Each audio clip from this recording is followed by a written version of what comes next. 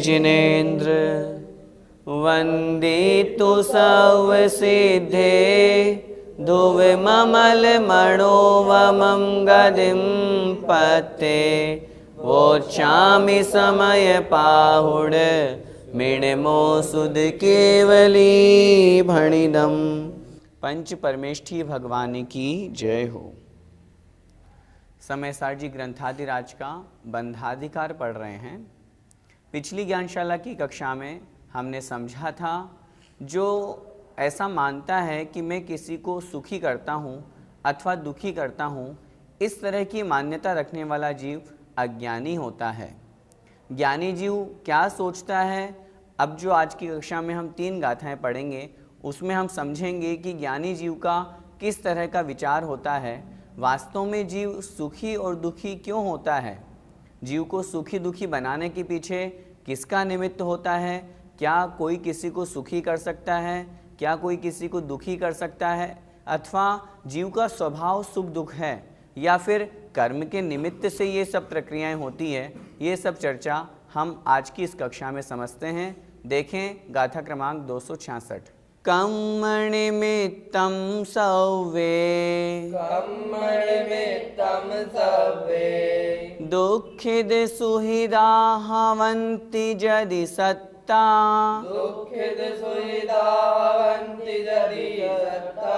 कम्मं चणदेशितुमं दुःखिद सुहृदा कह कदाते। बोलिए, कर्मणिमित्तं सव्वे दुःखिद सुहृदा हवन्ति यदि सत्ता कम्मं चणदेशितुमं दुःखिद सुहृदा कह कदाते। कर्मणिमित्तं सव्वे दुःखिद सुहृदा हवन्ति यदि सत्ता कम्मं चणदेशितुमं दुःखिद सुहृदा कह कदाते। जीव को सुख और दुख किस अपेक्षा से प्राप्त होते हैं? तो आचार्य भगवान कह रहे हैं, कर्म निमित्तम, कर्मों के निमित्त से।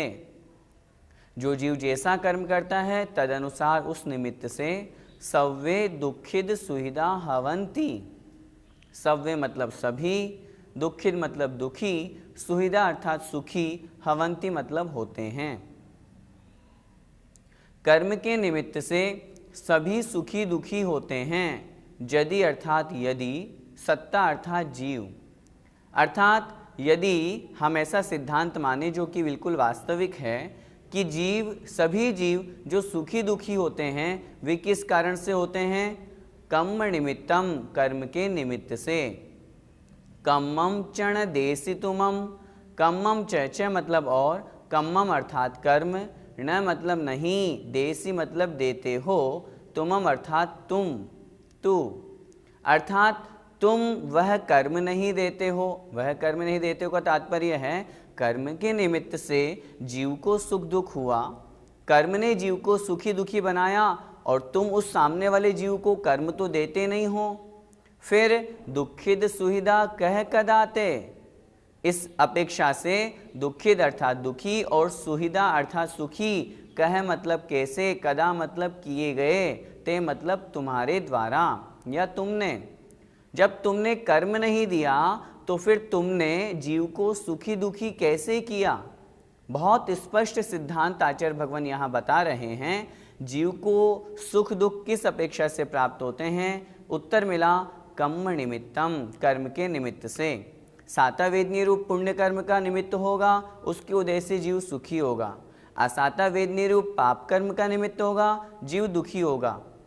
कर्म के निमित्त से जीव सुखी दुखी होता है। तुमने तो उस जीव को कर्म दिया नहीं, जब कर्म नहीं दिया तो फिर तुमने उस जीव को सुखी दुखी कैसे बनाया? अर्थात नहीं बनाया।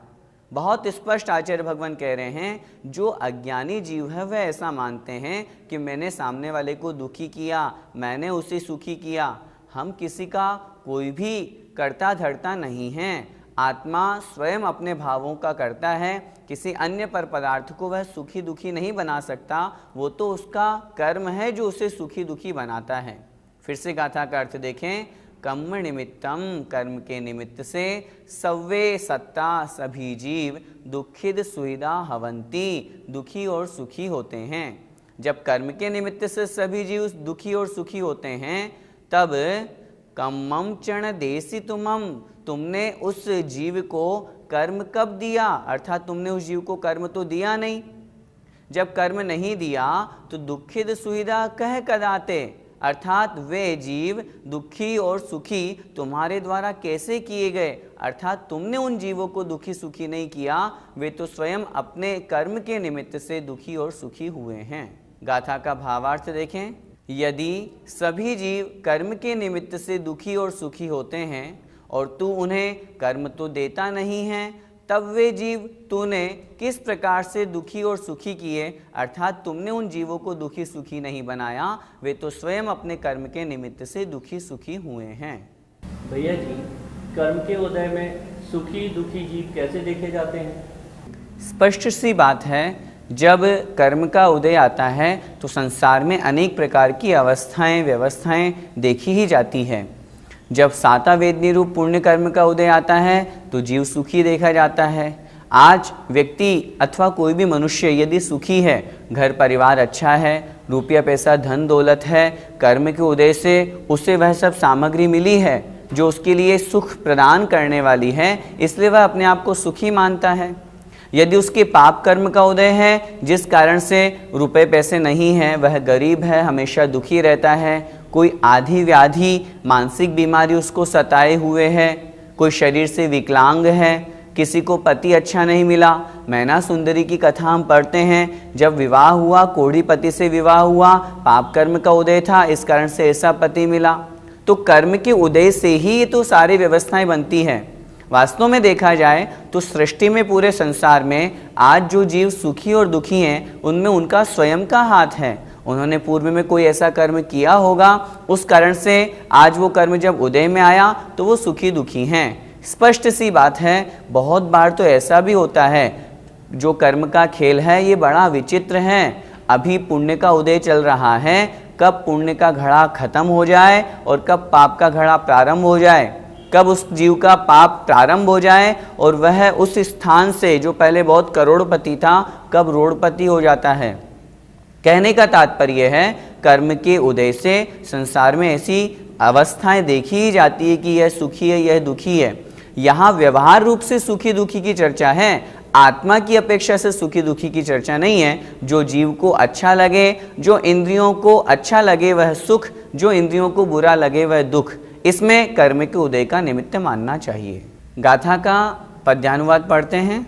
साता यदा उदय में अथवा असाता, होता सुखी जग दुखी यह छंद गाता।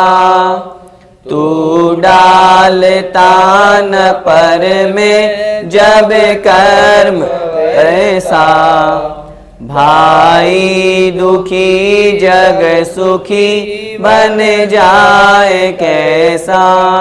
कितना स्पष्ट आचार्य भगवान कह रहे हैं, हे भाई जब तू दूसरे में इस तरह का कर्म नहीं डालता तो क्यों तुम दुखी होकर के अथवा वह सुखी वह संसार को दुखी सुखी बना रहा है, वह तो स्वयं अपने कर्मोदय से ही दुखी सुखी हो रहा है। इसी बात को आचार्य भगवान और स्पष्ट करते हुए अगली गाथा में कह रहे हैं, देखें। कर्मणि में तम सवे, कर्मणि में तम सवे, दुखिद सुहिदा हवन्ति जदि सत्ता, दुखिद सुहिदा हवन्ति जदि सत्ता। कम्मं चण देसि तुमं, कम्मं चण देसि तुमं, कहं तं सुहिदो कदो तेहि, कहं तं सुहिदो कदो तेहि। बोलिए, कर्मणि में तम सवे, दुखिद सुहिदा हवन्ति जदि सत्ता। कम्मं चण देसि तुमं, कहं तं सुहिदो कदो तेहि। कर्मणि में तम सवे, दुःखिद सुहृदा भवन्ति यदि सत्ता कम्मं चण देशितुमं कहम तम सुहृदो कदो तेहिं। जो अभी हमने पूर्व गाथा में पढ़ा, आचार्य भगवान उसी का स्पष्टीकरण अलग अलग दो गाथाओं में और आगे दे रहे हैं, दुख की अपेक्षा से और सुख की अपेक्षा से। इस पहली गाथा में सुख की अपेक्षा से चर्चा कर रहे हैं। देखें, कर्म निमित्तम सव्वे, कर्म निमित्तम अर्थात कर्मों के निमित्त से, सव्वे अर्थात सभी, अंत में शब्द दिया हुआ है दूसरी पंक्ति में, सत्ता अर्थात जीव। कर्म के निमित्त से सभी जीव दुखिद सुहृदा हवन्ति यदि, दुखिद सुहृदा अर्थात दुखी और सुखी, हवन्ति अर्थात होते हैं, यदि अर्थात यदि हम यह सिद्धांत स्वीकार करते हैं कि सभी के सभी जीव कर्म के निमित्त से ही दुखी सुखी होते हैं। कम्मम चण देशितुमम, कम्मम च और कर्म को च मतलब और, न मतलब नहीं, देसी मतलब देते हो, तुमम अर्थात तुम, अर्थात और तुम उस कर्म को देते भी नहीं हो अथवा तुझे वे ऐसा कोई कर्म देते भी नहीं हैं। तीसरी पंक्ति का अर्थ फिर से देखें, कम्मम च और कर्म तो, च मतलब और, न मतलब नहीं, देसी मतलब देते, तुमम अर्थात तुझे कोई सामने वाला वैसा कोई कर्म देता नहीं है। कहम तम सुहृदो कदो तेहिम, कहम कैसे, तम मतलब तुझे, सुहृदो मतलब सुखी, कदो मतलब किया गया, तेहि मतलब उन्होंने, उनके द्वारा। जब तुझे सामने वाले ने ऐसा कोई कर्म दिया ही नहीं तो फिर सामने वाले ने तुझे सुखी कैसे किया? क्यों? सुखी और दुखी तो कौन करते हैं? कर्म निमित्तम, कर्म के निमित्त से। जीव सुखी और दुखी क्यों होता है? वास्तविकता देखी जाए तो जीव के सुखी दुखी होने में उसका स्वयं का कर्म निमित्त है। जो उसने पूर्व में कर्म बांधा था उस अनुसार उसके उदय आया और वह जीव सुखी दुखी हुआ।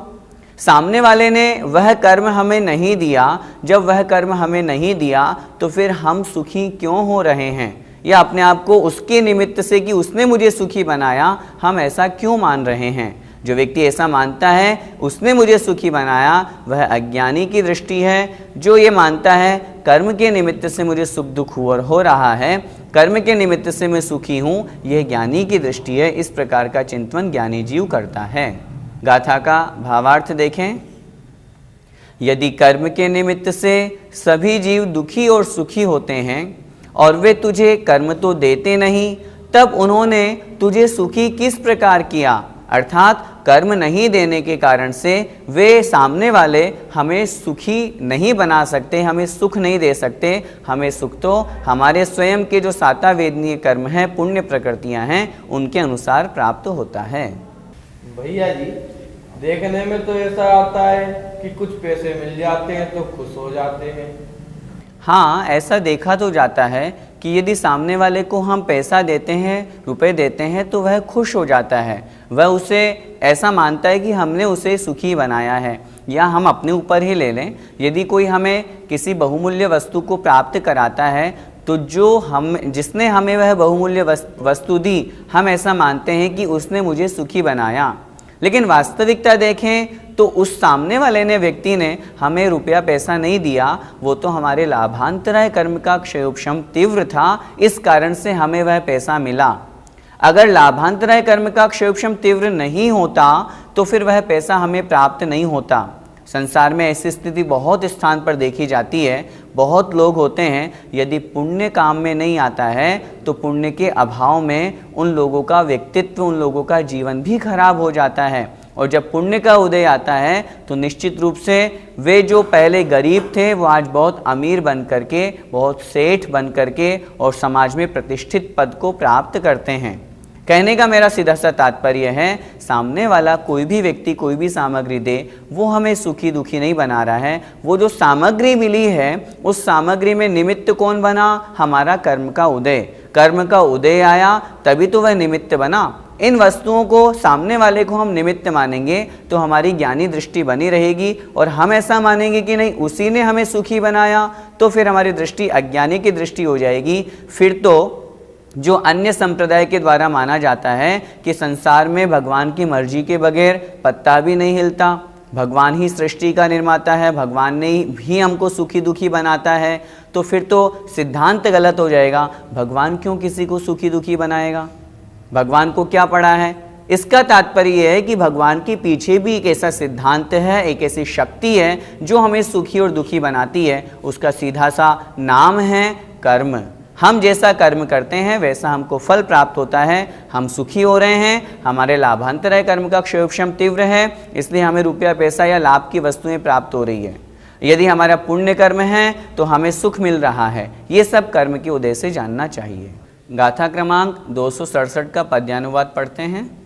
लो कर्म का उदय जीवन में जभी हो, औचित्य है जग दुखी व सुखी तभी हो। तान कर्म जग है तुमको कदापि, कैसे हुए तुम अपार सुखी तथापि। संसार में हमें कोई ऐसा कर्म नहीं देता है जो हमें सुखी बना दे। यह बात आचार्य भगवान ने यहाँ कही है। अगली ही गाथा में दुखी अवस्था की बात कर रहे हैं कि संसार में ऐसा कोई कर्म नहीं है जो हमको दुख देता हो। कर्म नहीं है का तात्पर्य मेरा यहाँ पर है कि सामने वाले ने हमें ऐसा कर्म नहीं दिया है जो हमें दुखी बना रहा है। वह हम दुखी क्यों हो रहे हैं? हम तो अपने कर्म के उदय से दुखी हो रहे हैं। वही अगली गाथा में कह रहे हैं। कम्मोदयेन जीवा, कम्मोदयेन जीवा, दुःखिद सुहृदा हवन्ति यदि सव्वे, दुःखिद सुहृदा हवन्ति यदि सव्वे। कम्मं क्षण देशितुमं, कम्मं क्षण देशितुमं, कहं तं दुहिदो कदो तेहि। अहं तं दुहिदो कदो तेहि। बोलिए। कम्मोदयेन जीवा, दुःखिद सुहृदा हवन्ति यदि सव्वे। कम्मं क्षण देशितुमं, कहं तं दुहिदो कदो तेहि। कम्मोदयेन जीवा, दुःखिद सुहृदा हवन्ति यदि सव्वे। कम्मं क्षण देशितुमं, कहं तं दुहिदो कदो तेहि। इस गाथा का शब्द से अर्थ देखते हैं। कम्मोदयेन जीवा, कम्मोदयेन कर्म के उदय से, जीवा अर्थात जीव। दुःखिद सुहृदा हवन्ति यदि सव्वे, दुखी और सुखी, हवन्ति मतलब होते हैं, यदि अर्थात यदि, सव्वे मतलब सभी। सभी जीव कर्म के उदय से ही दुखी और सुखी होते हैं। यदि यह सिद्धांत हम स्वीकार करते हैं। कम्मं क्षण देशितुमं, कम्मम अर्थात कर्म तो, च मतलब और, न मतलब नहीं, देते हो, तुमम अर्थात तुझे। तुझे कोई व्यक्ति ऐसा कर्म नहीं देता है। कहम तम दुहिदो कदो तेहि, कहम कैसे, तम अर्थात तुझे, दुहिदो अर्थात दुखी, कदो मतलब किया, तेहि उन जीवों ने। उन जीवों ने तुझे ऐसा कर्म नहीं दिया तो फिर उन्होंने तुझे दुखी कैसे किया, अर्थात उन्होंने तुम्हें दुख कैसे दिया। बहुत स्पष्ट सी बात आचार्य भगवान यहाँ कह रहे हैं। कर्म के उदय से ही जीव जब सुख और दुख को प्राप्त करते हैं। जीव सुखी क्यों बना? साता वेदनी कर्म के उदय से। जीव दुखी क्यों बना? असाता वेदनी कर्म के उदय से। जब जीव सुखी और दुखी कर्म के उदय से होता है तो सामने वाले ने तुझे ऐसा कोई कर्म कब दिया जिस कारण से तुम दुखी हो रहे हो। सामने वाला तुम्हें ऐसा कोई कर्म दे नहीं सकता। जब नहीं दे सकता तो तुम दुखी क्यों हो रहे हो? अथवा तुम क्या सामने वाले को ऐसा कर्म देते हो या दे सकते हो क्या जिससे सामने वाला दुखी हो? कहने का तात्पर्य है न हम स्वयं किसी को ऐसा कर्म देते हैं, न कोई हमें ऐसा कर्म देता है जिससे हम सुखी और दुखी होते हैं। हम सुखी और दुखी तो कर्म के उदय से होते हैं। यह अकाट्य सिद्धांत है। इसी बात को हमें अच्छी तरह से समझना चाहिए। जो व्यक्ति इस तरह जान लेता है वह जो अपने सुख और दुख के निमित्त है उनमें हर्ष विषाद नहीं करता। दुख देने वालों व्यक्तियों के प्रति या जिनके निमित्त से दुख प्राप्त होता है उनके प्रति द्वेष बुद्धि नहीं रखता। वो तो ये जानता है मेरा कर्म है, मेरे कर्म के उदय से मुझे दुख प्राप्त हुआ है। जिन लोगों के निमित्त से उसे सुख प्राप्त हुआ है वह उन लोगों में खुश नहीं होता, उन पर प्रसन्न होकर के उनसे राग नहीं करता। राग द्वेष करेगा तो कर्म का बंध होगा। वह तो यह जानता है यह व्यक्ति तो निमित्त है, इस कारण से मुझे सुख प्राप्त हुआ है, सुख तो मुझे अपने स्वयं के कर्म के उदय से मिला है। इस प्रकार की परिणति जीव की होती है जिससे वह राग द्वेष से बचता है और कर्म बंध से रहित होता है। इसलिए आचार्य भगवान यहाँ पर ये बंधाधिकार में गाथा दे रहे हैं कि ज्ञानी जीव की दृष्टि कैसी होती है। वह जानता है क्या कि कर्म के उदय से जीव सुखी दुखी होते हैं। सामने वाला व्यक्ति मुझे ऐसा कोई कर्म नहीं दे सकता जो मुझे दुखी करता हो अथवा सुखी करता हो। मैं तो स्वयं अपने कर्मों का फल भोग रहा हूँ। गाथा का भावार्थ देखें। यदि सभी जीव कर्म के उदय से दुखी और सुखी होते हैं और वे जीव तुझे कर्म तो देते नहीं, तो फिर उन्होंने तुझे किस प्रकार दुखी किया। अर्थात वे जीव तुझे दुखी नहीं कर सकते, दुख तो तुझे कर्म के उदय से ही मिला है। भैया जी, कोई किसी को मारता या परेशान करता है तो दुख तो होता ही है। व्यवहार में ऐसा देखा जाता है कि जो कोई व्यक्ति सामने वाले ने किसी को मारा तो वह दुखी हो रहा है, लेकिन उसको जो मार पड़ी वो भी उसके कर्म के उदय के कारण से पड़ी। जो उसको गाली सुनाई पड़ी वो भी उसके कर्म के उदय से सुनाई पड़ी। यदि उसके पाप कर्म का उदय नहीं है तो कोई व्यक्ति किसी की निंदा नहीं करता, अपयश यूं ही नहीं होता। व्यर्थ में ही लोग किसी को ऐसे नहीं मारते। कर्म के उदय के निमित्त से वह जीव निमित्त मात्र बना है। इस प्रकार की दृष्टि और इस प्रकार की वास्तविकता हमें समझनी चाहिए। शास्त्रों में हम पढ़ते हैं प्रद्युम्न कुमार को मारने के लिए कितने प्रयास किए गए, लेकिन कर्म ऐसा बलवान था, वो जहाँ जाता मारने की अपेक्षा से उस स्थान पर उसको और लाभ होता जाता और अधिक उसको फायदा होता जाता। तो यदि कर्म हमारा मजबूत है, साता वेदनी हमारा कर्म मजबूत है, हमें सुख देने वाला है, तो बहिरंग में हमें दुख देने वाले बहुत से लोग मिल जाएं। दूसरों के निमित्त हमें बहुत ऐसे प्राप्त हो जाएं, कोई मार रहा है, कोई सता रहा है, कोई परेशान कर रहा है। लेकिन यदि साता वेदनीय कर्म का उदय तीव्र चल रहा है तो कोई किसी को दुखी नहीं कर सकता। कर्म का उदय सबसे बड़ा बलवान है। यदि साता वेदनीय रूप कर्म आदि उस जीव के साथ में है तो उसके निमित्त से वह जीव सुखी होता है। असाता वेदनीय आदि कर्म उसके साथ में है, उनके निमित्त से वह जीव दुखी होता है। संसार में जो रुपया पैसा लेन देन का अथवा नुकसान का केवल लेकर के भाग गया, इस तरह की जो सब क्रियाएं होती है ये तो निमित्त मात्र हैं। ये हमें सुखी दुखी नहीं करते। कर्म का उदय ही हमें सुख दुख करते हैं, कर्म का उदय ही हमें सुखी दुखी बनाता है। भैया जी, ज्ञानी जीव अन्य जीवों को सुखी दुखी देख करके क्या सोचता है? वैसे तो ज्ञानी जीव अपने निर्विकल्प समाधि में स्थित रहता है, शुद्धोपयोग में स्थित रहता है, लेकिन फिर भी जब वो शुद्धोपयोग से च्युत होकर के शुभोपयोग में आता है उस समय भी वह ज्ञानी रहता है। भले ही आत्मज्ञान से छूट गया लेकिन सम्यक ज्ञानी तो है ही सही।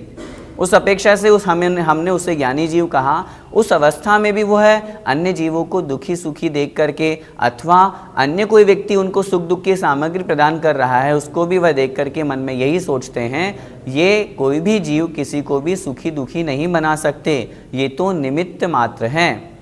सामने वाले को वह निमित्त मात्र मानता है, अपना हमारा स्वयं का उपादान है, हमारा कर्म का उदय है। इस कारण से हम सुखी और दुखी हो रहे हैं। सभी जीवों को आज की इस गाथा से, आज की इस कक्षा से हमें यही समझना है, हमें कोई भी सुखी दुखी नहीं बनाता, कर्म के उदय से जीव दुखी सुखी होता है। यदि इस तरह की हमारी मान्यता और धारणा बनेगी तो जो हमें बहिरंग में लगता है कि इस व्यक्ति ने हमें दुखी बनाया, इस व्यक्ति ने हमें सुखी बनाया, उनके प्रति जो हम राग द्वेष करते हैं वो हमारा कम होगा, वो छूटेगा। हमें तत्व दृष्टि पता चलेगी, कर्म सिद्धांत हमारे समझ में आएगा कि वास्तव में कोई हमें सुखी दुखी नहीं बनाता, सुख दुख तो सब हमारे कर्म के निमित्त से प्राप्त होते हैं। फिर ऐसा समझ करके हम कभी ऐसा कर्म नहीं करेंगे जिससे हमें आगामी काल में दुख हो। हम ऐसी ही क्रियाएं करेंगे, शुभोपयोग में रहेंगे, स्वाध्याय पूजन पाठ आदि क्रियाएं करेंगे जिससे हमें पुण्य कर्म का बंध हो और पुण्य कर्म के उदय के कारण से भविष्य में हमें सुख सामग्री प्राप्त होगी। इस गाथा का पद्यानुवाद पढ़ने से पहले हम थोड़ा सा ध्यान दें। गाथा क्रमांक 267 का जो हमने पद्यानुवाद पढ़ा, वहाँ पर दुखी शब्द दिया हुआ है, उसमें हमें पहले सुखी पढ़ना है। और जो अभी हम गाथा क्रमांक 268 का पद्यानुवाद पढ़ रहे हैं, आपके पुस्तकों में सुखी शब्द दिया हुआ है, अंत में जो शब्द है अंतिम पंक्ति, उसमें हमें दुखी शब्द पढ़ना है सुखी के स्थान पर। देखें, लोकर्म का उदय जीवन में जभी हो, सिद्धांत है जग दुखी व सुखी तभी हो। देता न कर्म जग है तुमको कदापि, कैसे अकारण दुखी तुम हो तथापि। इन सभी गाथाओं को पढ़ करके हम अपनी धारणा भी इसी अनुसार बनाएं, ताकि हम निमित्त को दोष न दें और अपनी कर्म शक्ति को अच्छा बनाएं। कर्म की उदय से जीव दुखी सुखी होता है, इस प्रकार की मान्यता को बनाएंगे तो हम संसार में राग द्वेष में नहीं फंसेंगे और दुखी सुखी नहीं होंगे। जय जिनेंद्र। इस कार्यक्रम के पुण्यार्जक हैं मानक चंद, कमला देवी, राकेश कुमार नीतू, ऋषभ सौम्या एवं Ayushi Musharraf, B123 city colony Jaipur, Premchand Vijay Lakshmi Ajmera Jaipur, Ashok Rajlakshmi Pandya Jaipur, Sunil Renu Kasliwal New Delhi. Shri Parasnath re rolling mills limited, Durgapur 1, Vardhaman Paschim Bengal. Amita Jain, wife of Anil Kumar Jain, Sangeeta Jain, wife of Vipin Kumar Jain. Shri Satish Chandra Jain की पुण्यतिथि पर Shrimati Shobha Jain, doctor Piyush Jain, doctor Anjali Jain, doctor Shakti Jain, संयम जैन, कुमारी दिया जैन। श्री दिगंबर जैन महिला शास्त्र सभा, सूर्यनगर, गाजियाबाद।